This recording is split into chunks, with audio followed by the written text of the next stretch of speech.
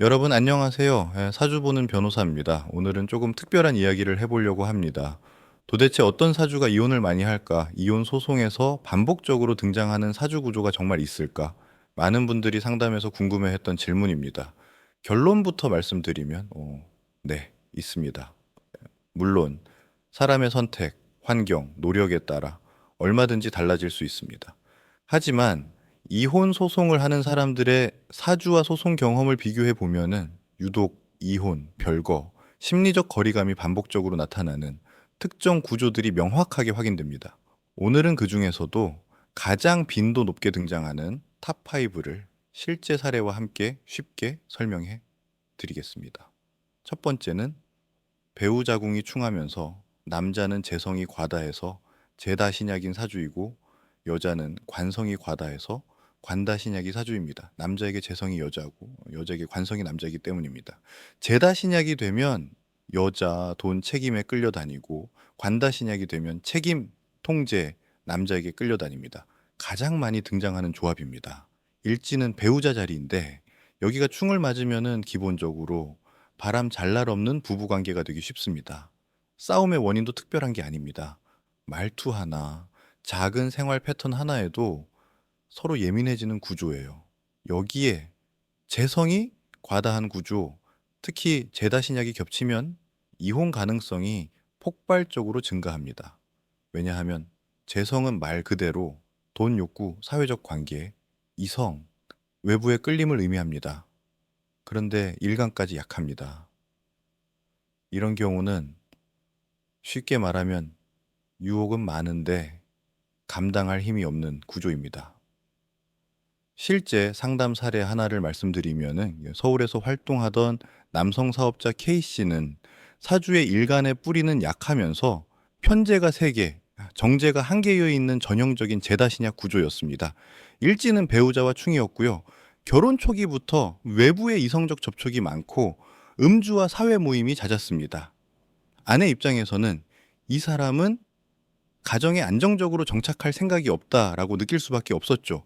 결국 7년 만에 이혼했고 나중에 상담을 하면서 K씨가 했던 말이 아직도 기억납니다.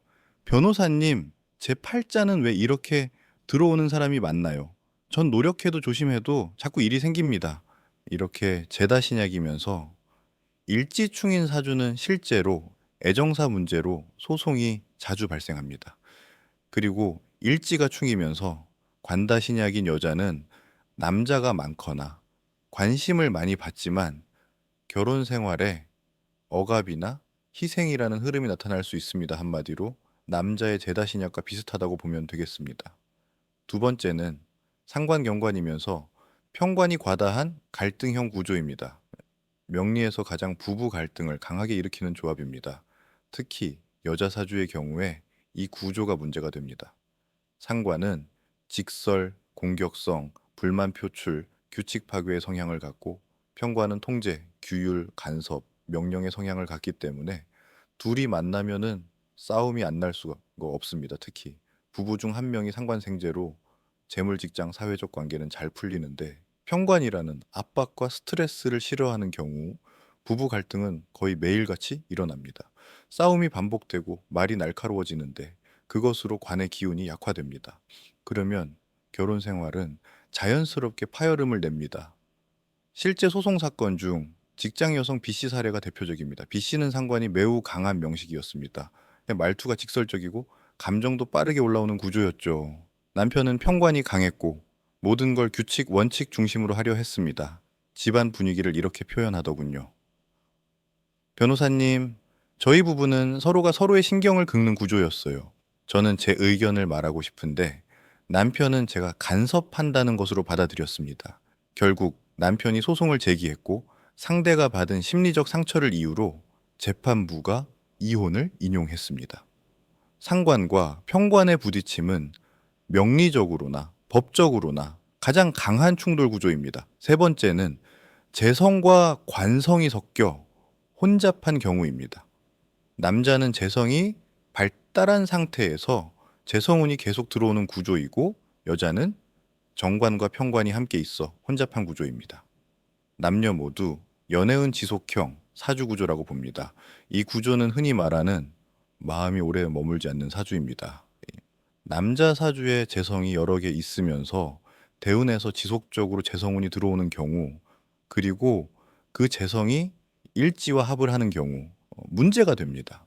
여자 사주의 경우에 정관과 편관이 섞여 있으면서 운에서 지속적으로 관성운이 들어오는 경우, 이러한 사주 구조를 가진 남자와 여자의 애정 형태는 고정된 한 사람이 아니라 각 시기마다 끌리는 사람이 달라지는 구조가 됩니다. 이런 사주는 결혼을 하고도 연애 기질이 쉽게 사라지지 않고 결혼 후에도 마음이 다른 곳으로 옮겨가기 쉬워요. 예를 들어 보겠습니다. 40대 남자 직장인 제이 씨는 편재와 정제가 3개 있는 사주 원국을 가졌는데 운 흐름도 10년마다 재성이 바뀌며 계속 들어오는 구조였습니다. 이런 경우 흔히 말하는 인연이 많다는 표현을 쓰기도 합니다. 제이 씨는 결혼 후에도 업무상 만나는 여성들로 인해 감정이 계속 흔들렸고 부부간 신뢰가 깨져 결국 협의 이혼했습니다. 명리학적으로 보면 마음이 외부로 흔들릴 여지가 많은 사주이기 때문입니다. 이런 구조는 배우자가 불안을 느끼고 관계가 점점 멀어지기 쉽습니다. 네 번째는 비견 겁재가 과다하고 배우 자궁도 충하는 이른바 비겁과다형 사주입니다. 이혼 소송에서 굉장히 자주 나오는 구조입니다. 비겁이 많다는 것은 자기중심성, 고집, 자기 주장의 힘, 독립성, 경쟁성이 강하다라는 뜻입니다. 여기에 일지가 축이면 내 삶에 누가 간섭하는 것을 극도로 싫어함, 이런 형태가 됩니다. 즉, 결혼이라는 제도가 주는 동거, 협력, 조율이 이 사람에게는 굉장히 피곤하고 스트레스로 작용합니다. 비겁과다 구조는 내가 원하는 방향으로 살고 싶은데 배우자가 내 흐름을 막는 것처럼 느껴지는 형태입니다. 따라서 부부싸움의 원인은 대부분 생활 방식의 충돌입니다. 어떤 사건에서 남편 D씨는 비견 겁재가 매우 강했고 아내는 안정, 일상, 가정 중심적인 사주였습니다. 남편은 친구, 동료, 사회적 관계를 매우 중요하게 여겼고 이것이 일이든 취미든 지나치게 확장됐습니다. 주말에도 친구들, 직장 관계자들과 골프와 술로 보내기 일쑤였습니다. 그러자 아내는 결국 이 사람은 가정보다 밖의 활동이 더 중요한 사람이라는 결론을 내리게 됐죠.